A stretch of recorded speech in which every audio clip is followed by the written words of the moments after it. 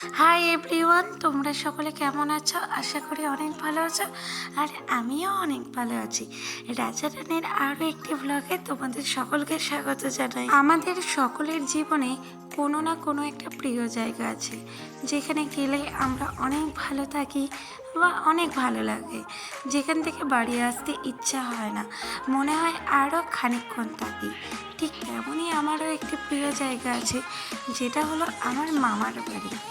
তো সেই মামার বাড়িতে অনেক দিন বাদে আমি আর আমার মা চলে যাচ্ছিলাম। মামার বাড়ি আমাদের বাড়ি থেকে বেশি দূর না, যেহেতু আমার বাড়ি থেকে স্টেশনটা খুবই কাছে, সেই জন্য আমরা মামার বাড়ি যাওয়ার সময় ট্রেন দিয়ে যাই।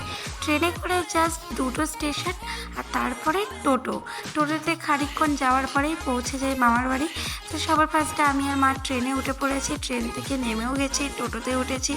মা ছিল সামনে আর এইদিকে আমি বসেছিলাম। আর দেখেছো চারিপাশটা কি সুন্দর, এই দিকে রাস্তাগুলো খুবই সুন্দর। হ্যাঁ, আমার মামার বাড়িটা গ্রামে, কিন্তু আমার গ্রাম অনেক বেশি ভালো লাগে, আর এখানকার পরিবেশটাও খুবই সুন্দর। তো ফাইনালি আমরা মামার বাড়িতে পৌঁছে গেছি। মা এখানে বসে বসে জল খাচ্ছিল, আর আমি এখানে একটু ছোট্ট করে ক্লিপ নিয়ে নিচ্ছিলাম। তো আমার মামার বাড়িটা দেখাই তোমাদেরকে। আমার মামার বাড়িটা খুবই সাধারণ, কিন্তু আমার কাছে অসাধারণ। আর আমার মামার বাড়িতে অনেক ধরনের অনেক রকমের গাছ আছে, সেই জন্য এখানে আরও বেশি ভালো লাগে।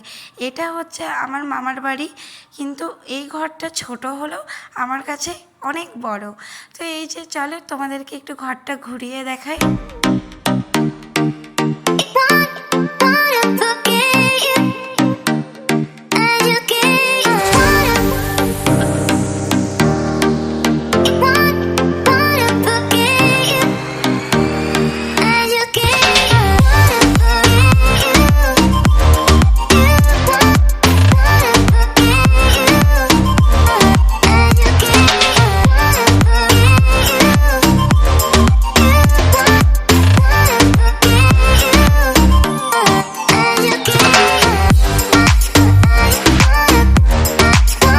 আমরা ফ্রেশ হয়ে গেছি। আর যেহেতু আমরা অনেক সকালে বেরিয়েছিলাম, সকালে খেয়ে আসিনি, সেই জন্য এখানে দিদুন রান্না করেছিল আলু পটলের তরকারি আর ভাত, সাথে অনেক কিছু ছিল, কিন্তু আমি এটা দিয়েই খেয়েছি। তরকারিটা অনেক টেস্টি হয়েছিল। তো খাওয়া দাওয়ার পর মা এখানে দিদুনকে হেল্প করছিল, একটু আদা রসুন কেটে দিচ্ছিল, যেহেতু রান্না বান্না হবে। আর দিদুন এইদিকে মাটনগুলো পরিষ্কার করছিল। আর এই যে আমার দিদুনের আম গাছ, এই আম গাছে প্রচুর আম আছে।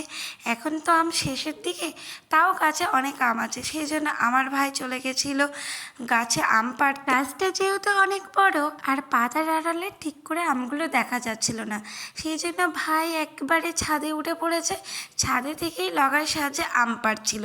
এটা হচ্ছে আমার মামার ছেলে। তো ভাই এখানে অনেকগুলো আম পেড়েছে, এই আমগুলো এখন আমরা খাবো। এই গাছ থেকে আম পেড়ে সাথে সাথে খাওয়া, এগুলো একমাত্র গ্রামেই সম্ভব। আর আমটা খেতে অনেক টেস্টি ছিল, অনেক মিষ্টি, আর আমের কালারটাও দেখেছো কি সুন্দর। তো তারপরে আম খাওয়ার পর একটু কোল্ড ড্রিঙ্কস খাচ্ছিলাম, কারণ খুবই গরম লাগছিল।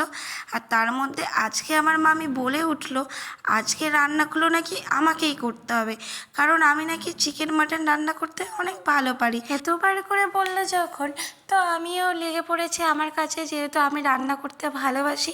কিন্তু এখানে ব্যাপার হলো, আমি লাইফে ফার্স্ট টাইম এই রকম উনুনে রান্না করলাম।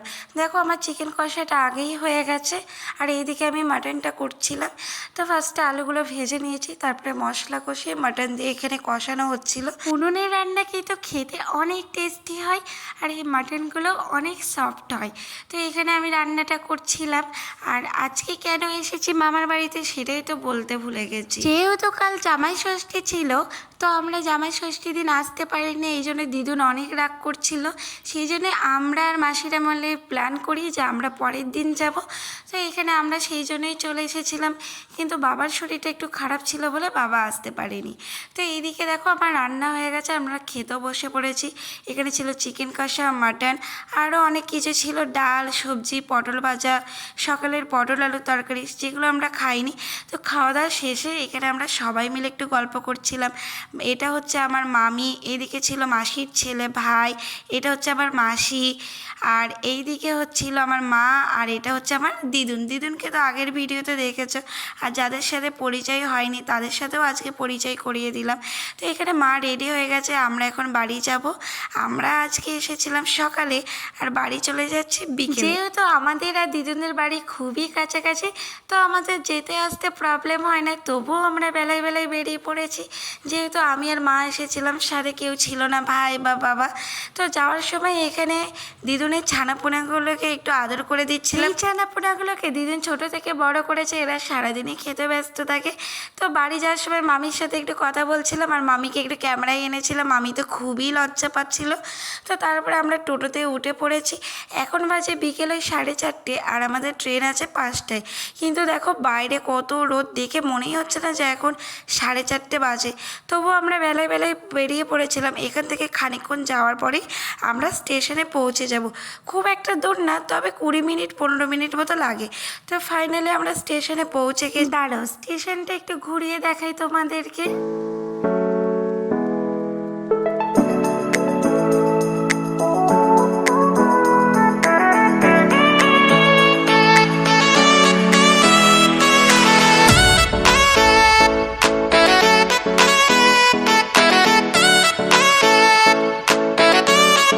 এখন হচ্ছে বাড়ি যাওয়ার পালা। তাহলে চল টাটা, দেখা হচ্ছে খুব শীঘ্রই নেক্সট ভিডিওতে। ততক্ষণ সবাই ভালো থাকবে, সুস্থ থাকবে।